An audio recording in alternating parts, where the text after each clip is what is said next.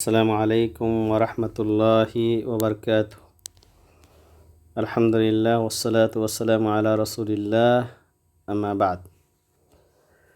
عربی زبان کے آج کے سبق میں انشاءاللہ کتاب کے 19ویں لیسن کی باقی تدریبات مکمل کی جائیں گی، اور ہو سکتا ہے کہ آج اس لیسن کا، اس سبق کا یہ آخری پارٹ ہو۔ تو آئیے دیکھتے ہیں کہ آج ہمارے لیے کون سی مشقیں ہیں۔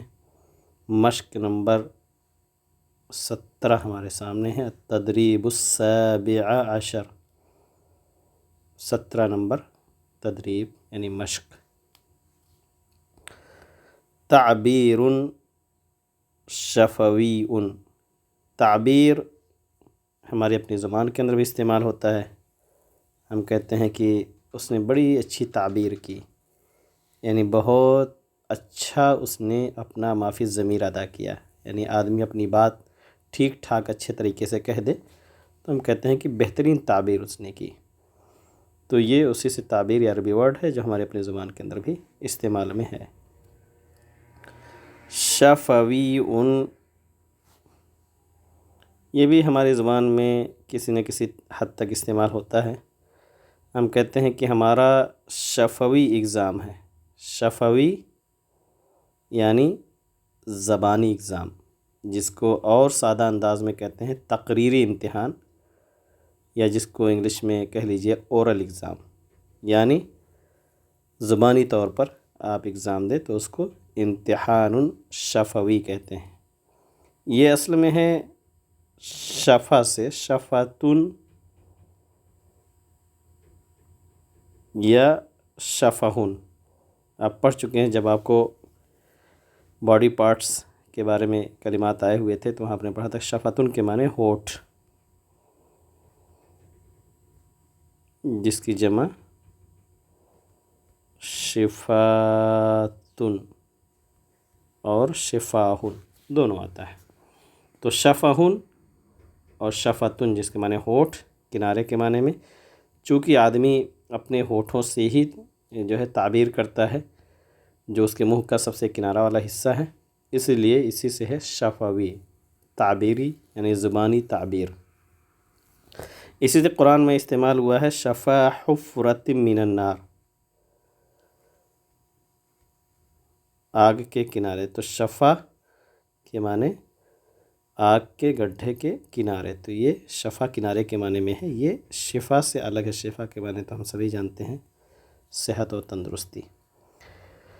تو تعبیر شفوی زبانی تعبیر، یعنی جو آپ کے نیچے آ رہے ہیں جملے، اس کی زبانی تعبیر آپ کو کرنی ہے۔ اسی سے ہم اپنی زبان میں کہتے ہیں کہ ہم نے بالمشافہ گفتگو کیا۔ بالمشافہ یعنی آمنے سامنے گفتگو کیا، منہ در منہ جس کو کہتے ہیں، زبان آمنے سامنے کھڑے ہو کر کے ہم نے گفتگو کیا۔ ایسا نہیں کہ سنی سنائی بات، ہم نے بالمشافہ یعنی ڈائریکٹلی ہم نے بات کیا ہے۔ تو کہنے کا مقصد یہ ہے کہ یہ ہماری زبان کے اندر کثرت سے شفوی کا استعمال ہوتا ہے، مختلف ناحیوں سے۔ آئیے دیکھتے ہیں، آپ شفوی تعبیر کریں، اور اگر آپ چاہیں تو لکھ بھی سکتے ہیں تاکہ آپ کی پریکٹس ہو۔ تکلم عن اسرتک، تکلم بتلائیے، بات چیت کیجئے، عن یہ حرف جار ہے، پریپوزیشن، اسی لیے اسرتی، تا پہ زیر اسی لیے ہے، اسرتک کا مخاطب ہے جو کہ مذکر حاضر کے لیے ہے، مذکر کی ضمیر ہے۔ اگر مؤنث ہوتا تو کہتے اسرتی کی، اور یہاں بھی چینج ہو جاتا تکلمی عن اسرتی کی۔ اگر کوئی لڑکی ہوتی تو اسے ہم کہتے ہیں کہ آپ اپنی فیملی کے بارے میں بتلائیں، بات چیت کریں۔ تو تکلم عن اسرتک۔ پہلا، این اسرتک الآن، آپ کی فیملی کہاں ہے؟ آپ کہہ سکتے ہیں اسرتک، آپ کی فیملی۔ اب آپ جب تعبیر کریں گے تو آپ کہیں گے اسرتی، میری فیملی۔ اب آپ کہہ سکتے ہیں کہ میری فیملی، سوال ہے کہ اب آپ کی فیملی کہاں ہے، تو آپ کہہ سکتے ہیں کہ اسرتی الآن فی پاکستان یا فی الہند یا اگر سعودیہ میں آپ کے ساتھ ہے تو آپ کہہ سکتے ہیں فی السعودیہ۔ کم عدد الابناء، آپ کے بچے کتنے ہیں؟ تو آپ جتنا کہنا چاہیں آپ تعبیر کر سکتے ہیں۔ ابنا یہ ابن کی جمع ہے جس کے معنی ہوتا ہے بیٹا، لیکن تعبیر ابنا جب پلورل تعبیر کرتے ہیں تو اس میں بیٹے اور بیٹیاں سب داخل ہو جاتی ہیں۔ جیسے ولدن کے معنی لڑکا، لیکن جب ہم اولاد کہتے ہیں اس کا پلورل لے کر کے آتے ہیں تو اس میں بچے اور بچیاں سبھی شامل ہو جاتے ہیں۔ تو سیم ایسے ہی یہ بھی ہے، ابن کے معنی ہوتا ہے لڑکا، لیکن ابنا جب کہتے ہیں تو اولاد کے معنی میں آ جاتا ہے، اس میں بیٹے اور بیٹیاں سب شامل ہو جاتی ہیں۔ تو اگر مثال کے طور پر آپ کو کہنا ہے کہ میرے 5 بچے ہیں، تو اب یہاں جو سب سے بڑی غلطی کرتے ہیں وہ کہتے ہیں کہ اب کیا کہیں، 5 کی عربی تو پتہ ہے خمسہ، لیکن کبھی کبھی ہم دیکھتے ہیں کہ خمس بھی استعمال ہو جاتا ہے۔ تو آپ کہنا چاہتے ہیں مثال کے طرف کہ میرے پاس 5 بچے ہیں، تو ابن چونکہ یہ مذکر ہیں، 3 سے لے کر کے 9 کی عدد تک آپ کو جب معدود، اس کو معدود کہتے ہیں، اگر یہ مذکر ہو تو عدد مؤنث ہوگی، تو آپ کہیں گے خمسۃ ابناء، 5 بچے ہیں۔ عندی خمسۃ ابناء، اربعۃ ابناء، ثلاثۃ ابناء۔ لیکن اگر یہی مؤنث ہو جائے، مثال کے طور پر کوئی کہے کہ میرے پاس 3 بیٹیاں ہیں، تو وہ خمس بناتی، اس کو مذکر لانا پڑے گا کیونکہ یہ مؤنث ہے۔ مفرد کا اعتبار کریں گے، مفرد میں دیکھیں گے نہ کہ جمع میں دیکھیں گے۔ تو ہمیشہ عدد کو لانے کے لیے مفرد کی طرف لوٹیں گے، اگر مفرد مذکر ہے تو اس کو مؤنث لے آئیں گے عدد کو، اور اگر مفرد مؤنث ہے تو اس کو مذکر لائیں گے۔ تو اس طریقے سے آپ جو غلطی لوگ کرتے ہیں اس سے آپ بچ سکتے ہیں، اور دھیرے دھیرے عدد اور معدود کی بحث آتی رہے گی، کیونکہ اس کی چھوٹی سی بحث ہے، لیکن اس کو ہمیشہ ذہن میں رکھنا پڑتا ہے گفتگو کے لیے، لکھنے کے لیے، تاکہ غلطی نہ ہو، کیونکہ بڑے بڑے لوگ اس میں غلطیاں کر جاتے ہیں۔ ماذا يعمل الاب، باپ کیا کرتے ہیں، والد آپ کے کیا کرتے ہیں؟ تو آپ کہہ سکتے ہیں يعمل الاب، باپ کرتے ہیں، کیا کام کرتے ہیں؟ اگر معلم ہے تو آپ کہیں گے معلما، جیسا کہ لیسن میں آپ پڑھے ہیں۔ کسان کھیتی کرتے ہیں تو کہیں گے مزارعا،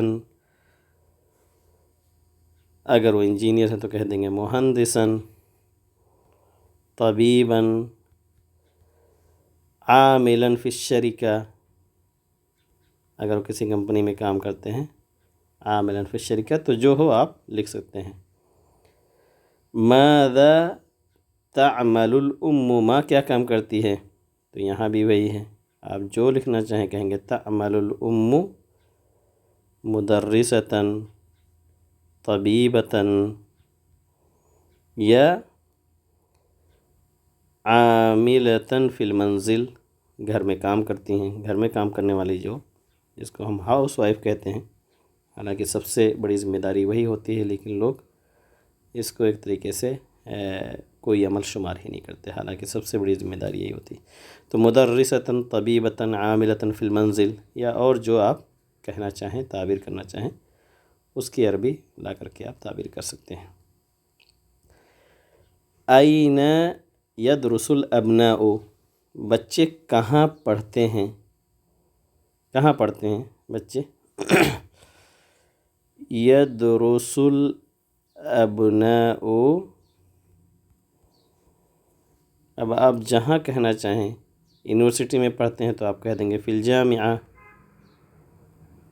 اگر کالج میں تو آپ کہہ دیں گے کلیہ، فی الکلیہ، اگر پرائمری اسکول میں تو کہیں گے فی المدرسہ، اور اگر نرسری میں ہے تو کہیں گے فی روضۃ الاطفال۔ یہ 4 گریڈ عام طور سے ہوتے ہیں پڑھائی کے، نرسری ہے، پرائمری ہے، کالج ہے، اور یونیورسٹی ہے۔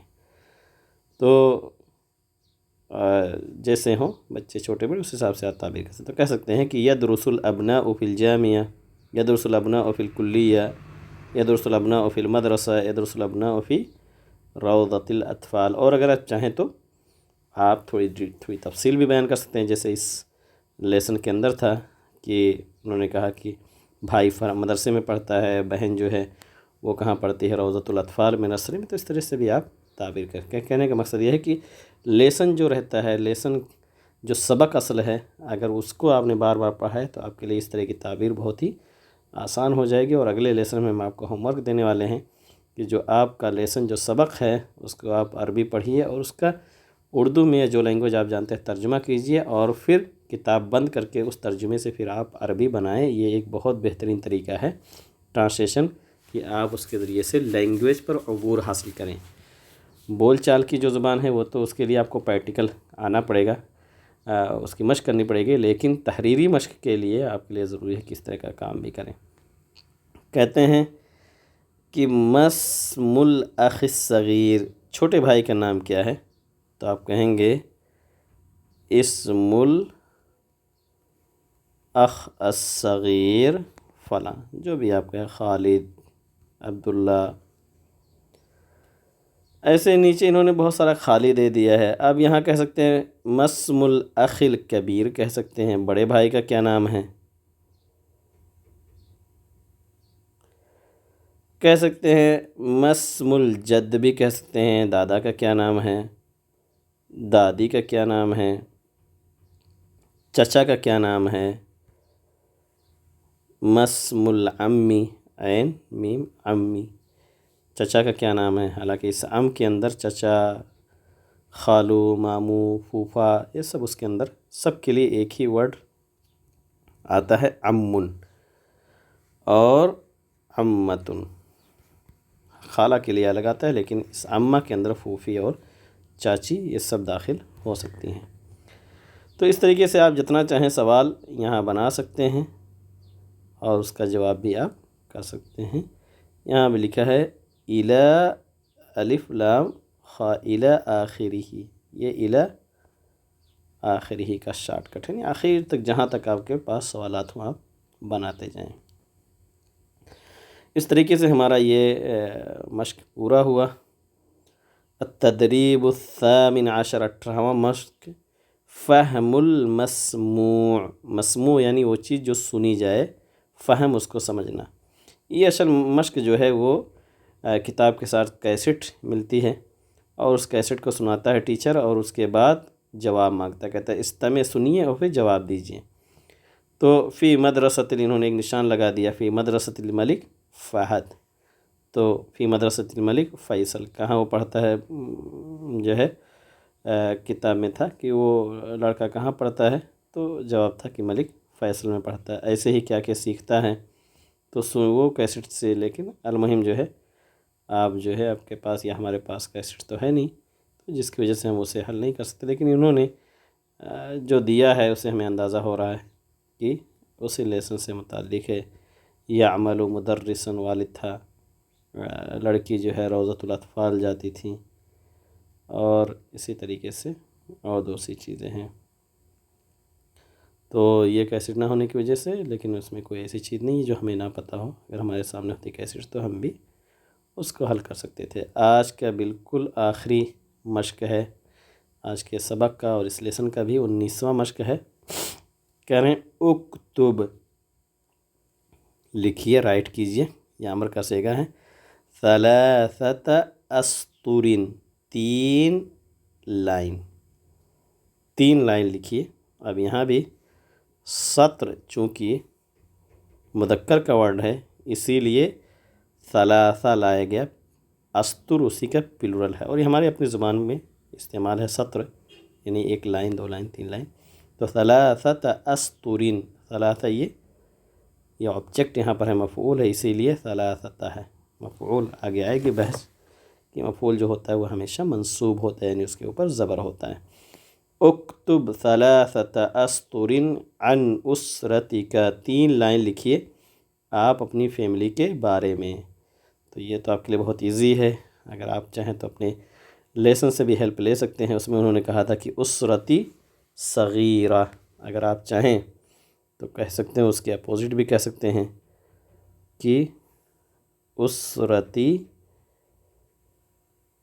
کبیرہ، میری فیملی بڑی ہیں، یا آپ اگر مڈل کہنا چاہتے ہیں تو متوسطہ، متوسطۃ، اور صغیرہ تو آپ کے لیسن میں ہے ہی ہے۔ تو یہ 3 لیول ہوتے ہیں، چھوٹا، مڈل اور بڑا۔ اس کے بعد فیملی کس سے بنتی ہیں؟ آپ تتکونو، اگر آپ بڑی فیملی بنانا چاہتے ہیں تو آپ کہیں گے من جد و جدت و والد و والدت،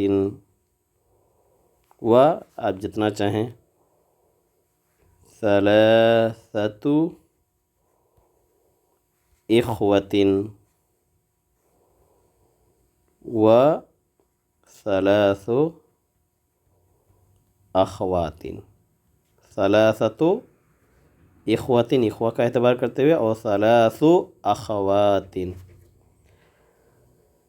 اس کے بعد پھر مزید آپ کہہ سکتے ہیں، آپ ڈیٹیل دینا چاہ سکتے ہیں، دے سکتے ہیں کہ والدی یعمل مدرسا ووالدتی تعمل فی المنزل۔ اسی طریقے سے آپ بھائیوں کے بارے میں آپ کہہ سکتے ہیں کہ اخوتی،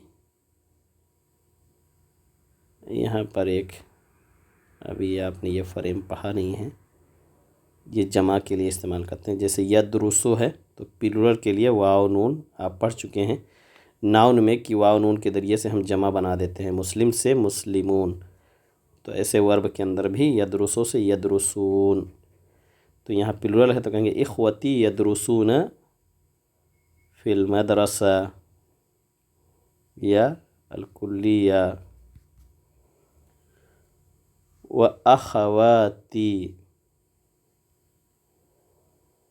یہاں پر ایک فریم آئے گا جو آگے آپ کے لیے آئے گا انشاءاللہ، یدرسن، یہاں پلورل کے لیے یدرسون واو نون مذکر کی طرح نہیں بلکہ یدرسن فی الجامعات، یونیورسٹی میں پڑھتی ہیں۔ کہنے کا مقصد ہے کہ اس طریقے سے آپ تعبیر کرتے جائیں، صحیح کریں غلط کریں، لیکن آپ ضرور لکھنے کی کوشش کریں تعبیر صحیح غلط، اور اگر آپ اس کو اگر چیک کرانا چاہیں تو میرے پرسنل پیج پر بھیج بھی سکتے ہیں۔ اس کے ساتھ ہی آج کا یہ درس بھی، لیسن بھی مکمل ہوا۔ اگلے لیسن میں انشاءاللہ ہم پڑھیں گے 20واں سبق، اور ہم اسی طریقے سے دھیرے دھیرے آگے بڑھتے رہیں گے۔ اللہ تعالیٰ سے دعا کریں کہ اللہ رب العالمین ہمیں ایسے ہی عربی زبان پوری محنت اور جدت کے ساتھ سیکھنے کی اور اس سے استفادے کی توفیق دے۔ وعلیکم السلام ورحمۃ اللہ وبرکاتہ۔